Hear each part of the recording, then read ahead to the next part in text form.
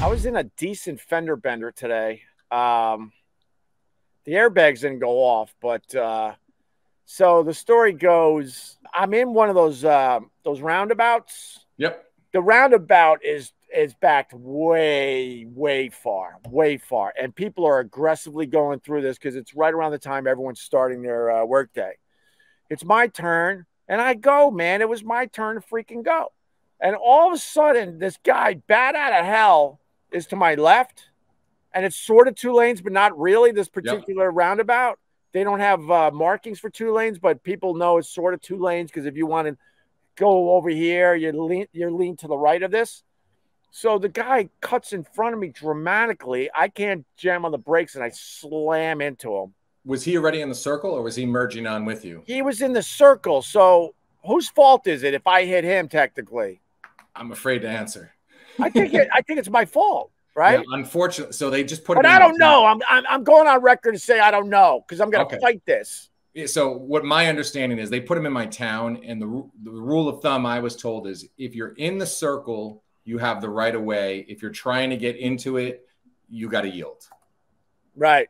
All right. Some of those, when there's like, the ones like you were talking to Tommy about the other day about the ones out by like Robert Moses on that street, giveaway there. But those are like 2 lanes coming in, and there's 2 in there. So that's a little more challenging.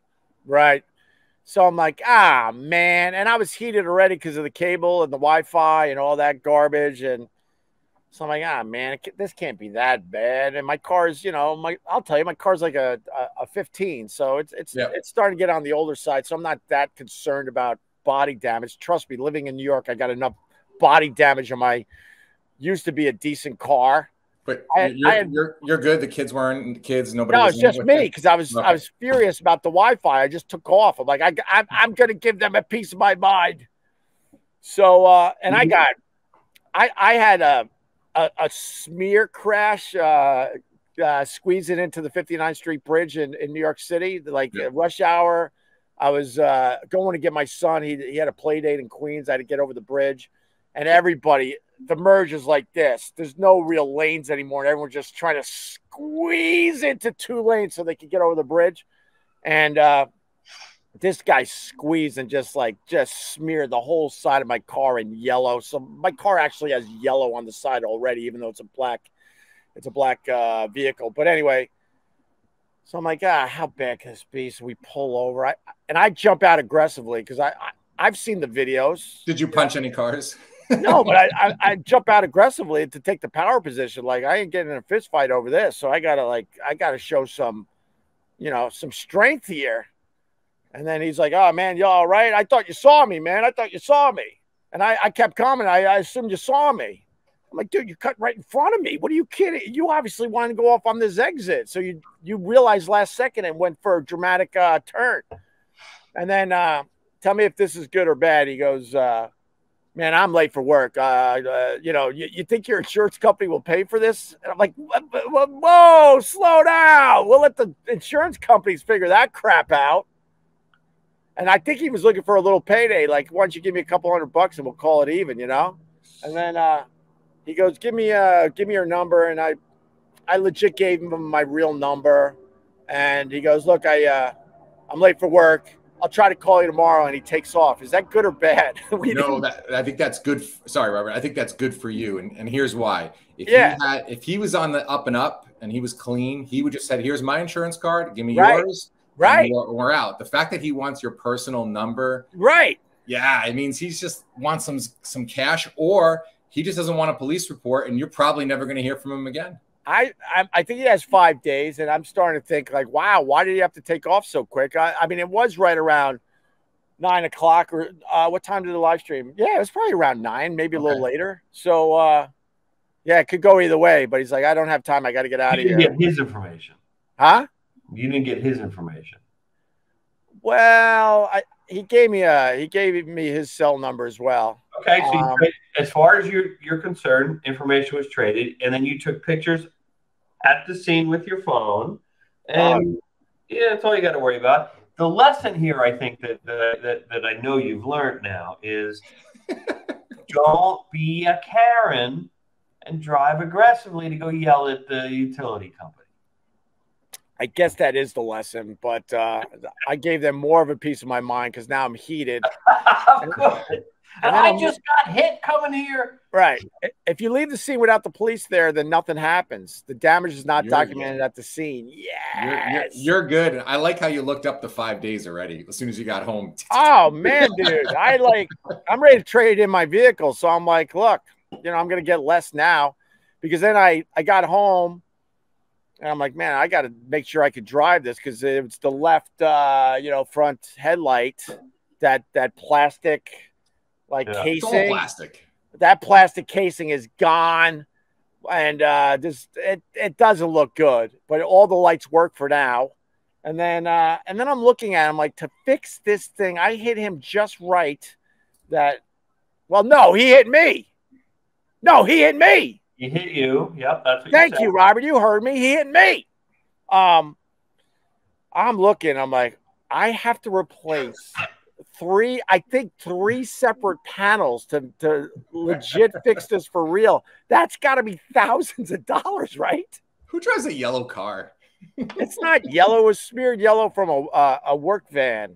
Oh, I thought yellow was the guy from. No, today. and that guy, I was late to picking up my son. I rolled down the window. I'm like, man. And he's like, hey, man, you good? I go, I don't know if I'm good. I jump out and I see the yellow smeary crap. I'm like, maybe I could buff that out. Wrong. It's still on my car. I go, yeah, man, I'm good. Because no one wants to deal with insurance companies in the end, right? No. Yeah. So I'm like, yeah, I guess I'm good. And this guy's got priors. He's got a record. He's never calling you. I'm going money down. No, listen, these accidents happen, especially how many miles were you within 20 miles of your house? No, I was driving forever to get to the stupid cable company.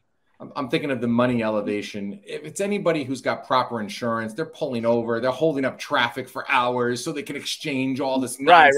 Right. Cops can measure. This guy wanted to get the heck out of there. No cops.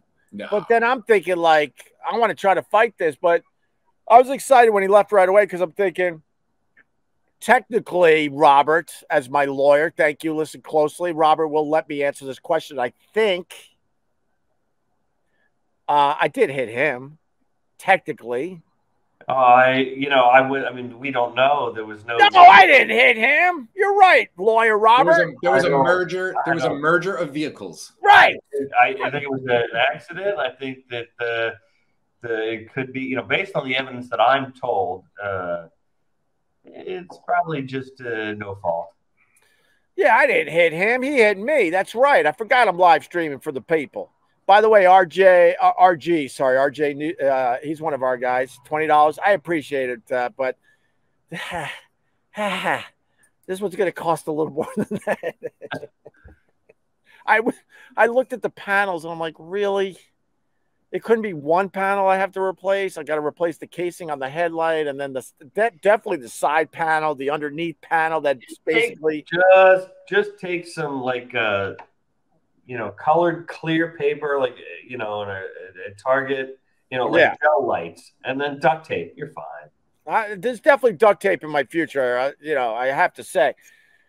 And then I called a dealership and I'm like, hey, I want to trade in my vehicle and get a new one. And then I'm like, there might be a little damage. How much damage? Well, I was just in a fender bender.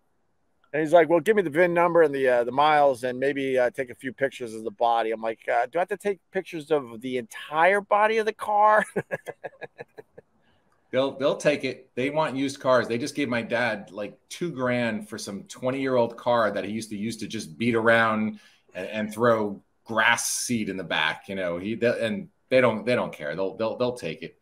They'll take it. It would have been hysterical if he knocked your side view mirrors off, though. Oh God, no, God, not that again. God, no. No. So that's where I'm at. I guess I wait for this guy to see if he calls in the next 5 days. I ain't calling him. We'll see what happens, I guess. We got 4 days left. I'll go 4 days. That he doesn't call, I'm gonna go. Well, he's gonna call and ask for a couple bucks, but I guarantee that's where this is headed. Because he jumped down and goes, "You think your insurance company can pay for this?" I'm like, "Pay for what? Look at my car compared to yours. You hit me." What was the damage on his car? It was the back right panel, basically. You know, it was a good little punch.